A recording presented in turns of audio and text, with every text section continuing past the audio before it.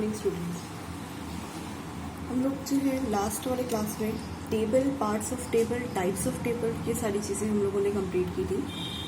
Now let us discuss some of the questions कि किस तरीके से किसी एक टेबल को उसके सारे पार्ट्स को फ्रेम किया जाता है क्वेश्चन रीड करने के बाद। आपके सामने एक क्वेश्चन लिखा हुआ है एंड ये टेक्सचुअल फॉर्म में है, मीन्स टेक्सचुअल प्रेजेंटेशन है क्वेश्चन का, टेक्स्ट में प्रेजेंट किया गया है। अब इसको हम एक कंप्लीट टेबल में कैसे प्रेजेंट करेंगे वो देखते हैं। उसके पहले एक बार रीड करते हैं क्वेश्चन लिखा क्या है। इन क्लास 11th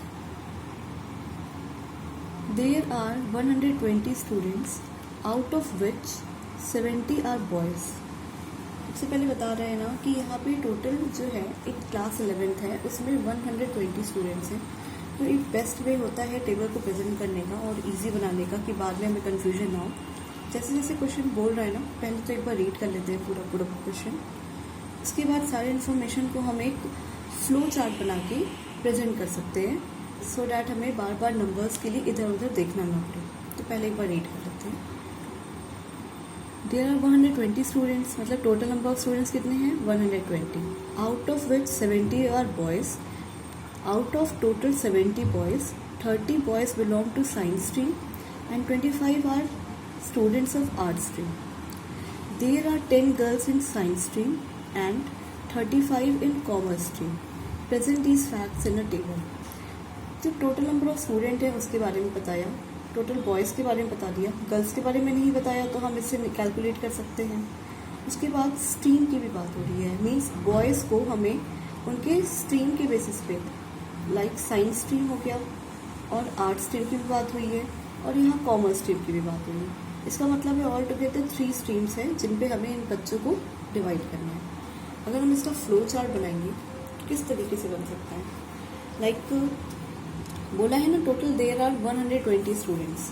तो अगर आप लिखोगे कि number of students, total number of students कितने हैं 120। अब नंबर ऑफ स्टूडेंट्स 20 हैं, 120 हैं, उसमें out of which 70 are boys. अगर हम नंबर ऑफ स्टूडेंट्स को 2 पार्ट में डिवाइड करेंगे तो एक तो बॉयज़ का कॉलम बनेगा और एक गर्ल्स का कॉलम बनेगा। ओके, बॉयज़ के कॉलम में अगर हमने देखा कि out of which 70 are boys, तो टोटल बॉयज़ कितने हैं 70।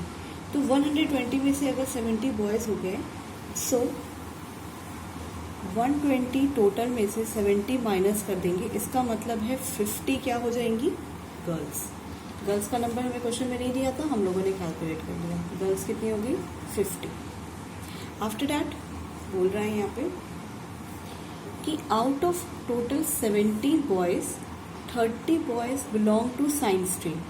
और हमें पता है यहाँ 3 स्ट्रीम की बात हो रही है, तो बॉयज़ में भी हम 3 स्ट्रीम्स बनाएंगे एंड गर्ल्स में भी हम 3 स्ट्रीम्स बनाएंगे। कौन कौन सा, साइंस, देन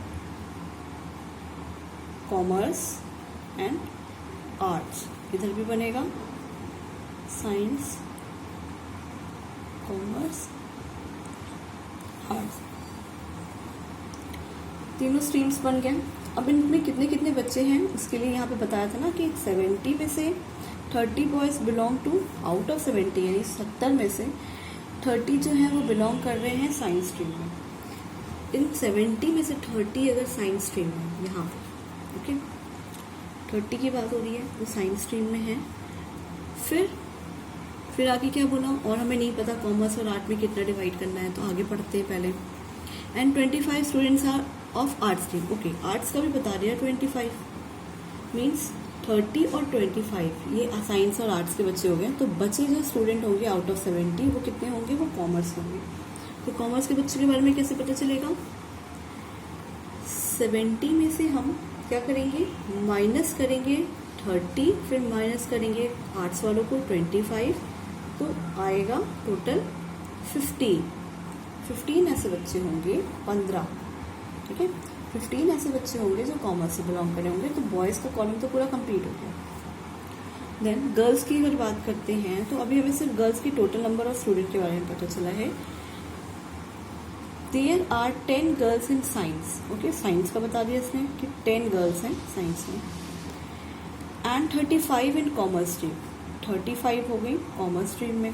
तो आर्ट्स का फिर से उस तरीके से निकालेंगे, टोटल कितनी थी, 50 गर्ल्स थी आर्ट्स में। 50 में से 10 साइंस वाली माइनस हो गई, 35 जो है कॉमर्स वाले माइनस हो गए, तो टोटल कितना बचा, 50 में से 45 माइनस हुआ, टोटल बचे 5 गर्ल्स जो कि थी क्या, आर्ट्स कैटेगरी से, आर्ट्स स्ट्रीम से बिलोंग करती थी। ये क्या हो गया, ये हमें अब टेबल का एक फ्लो चार्ट प्रिपेयर होता है, जिससे हमें अब बार बार जो है इस पैराग्राफ में देख के नहीं ढूंढना पड़ेगा कि किस चीज़ के लिए क्या क्या बोला हुआ है। एक हमने एक रफली चार्ट प्रिपेयर कर लिया। इस चार्ट के बेसिस पे अब हम क्या करेंगे, अपने इस चार्ट के बेसिस पे एक टेबल ड्रॉ करेंगे, एक टेबल प्रिपेयर करेंगे।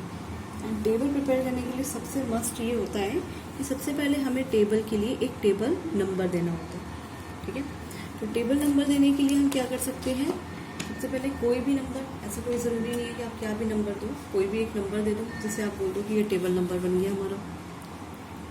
टेबल, लेट्स से हम इसे टेबल 5 देते हैं, 5.1 देते हैं नाम। ठीक है, उसके बाद टेबल तो दे दिया हमने, नाम दे दिया ना, टेबल नंबर। उसके बाद टाइटल ऑफ द टेबल देना, एक इम्पॉर्टेंट चीज़ है टेबल बनाने के लिए, टाइटल ऑफ द टेबल। और यहाँ इस बताओ आप यहाँ देख के कि इस पर्टिकुलर फ्लो चार्ट पे हमें क्या क्या चीज़ें पता चल रही हैं। नंबर ऑफ स्टूडेंट के बारे में पता चल रहा है, क्लास 11th की,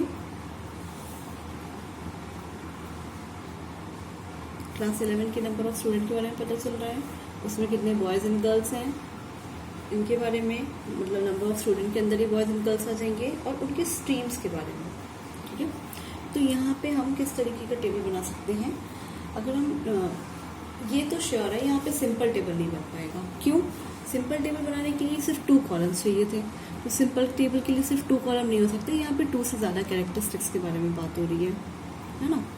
तो यहाँ पे हम पहले तो टेबल के टाइटल देते हैं, क्योंकि इसमें उनके जेंडर और उनके स्ट्रीम के बारे में बात हो रही है। तो हम बोलेंगे क्या है यहाँ पे, नंबर ऑफ स्टूडेंट्स ऑफ, या ऑफ की जगह हम लिखते हैं in class 11 on the basis of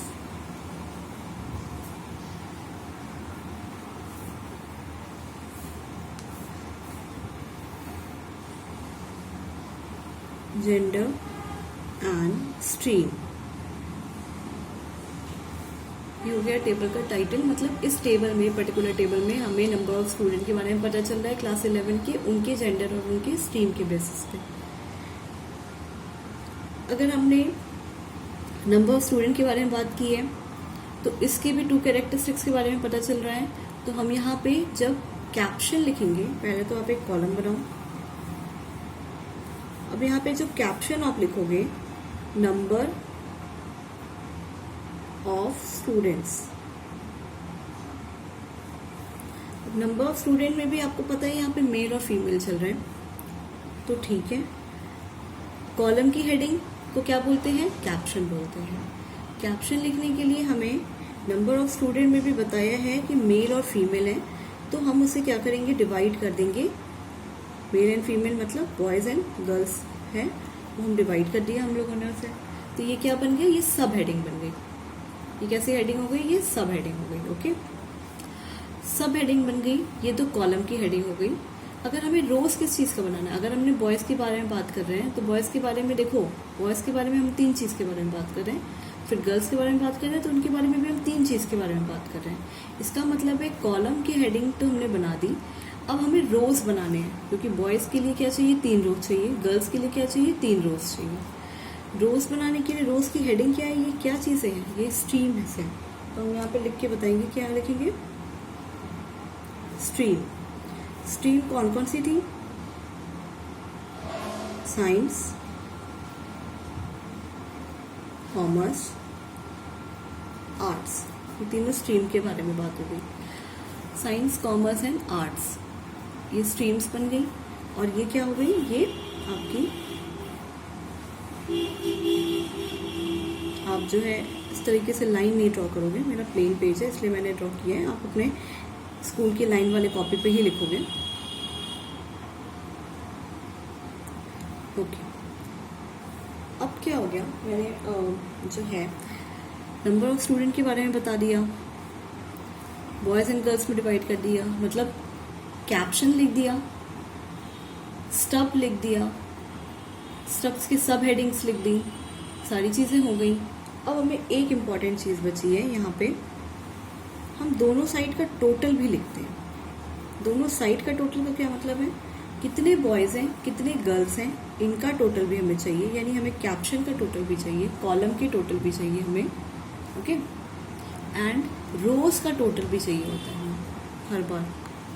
तो हम यहाँ पे एक और कॉलम बनाएंगे टोटल का, जिसमें साइंस का टोटल, कॉमर्स स्ट्रीम का टोटल और आर्ट्स स्ट्रीम का टोटल यहाँ लिखाएगा, मेंशन रहेगा। ठीक ना, अब हमें कुछ नहीं करना है, बस ये सारे इन्फॉर्मेशन ऑलरेडी यहाँ लिखी गई हैं। जैसे बॉयज़ टोटल कितने हैं, 70 हैं, तो हम चाहे तो ऐसे भी लिख सकते हैं कि यहाँ अगर 70 टोटल बॉयज़ बताया है तो बॉयज़ में टोटल नंबर ऑफ बॉयज़ में कितने लिख सकते हैं, 70। गर्ल्स टोटल कितनी बताया था, गर्ल्स टोटल बोला है 150, तो हम गर्ल्स वाले में लिख देंगे टोटल कितने हो गई 50। ओके, देन साइंस स्ट्रीम में बॉयज़ की, अगर बॉयज़ की साइंस स्ट्रीम की बात करेंगे तो ये हो गया यहाँ पे 30, कॉमर्स में हो गया 15, आर्ट्स में हो गया 25।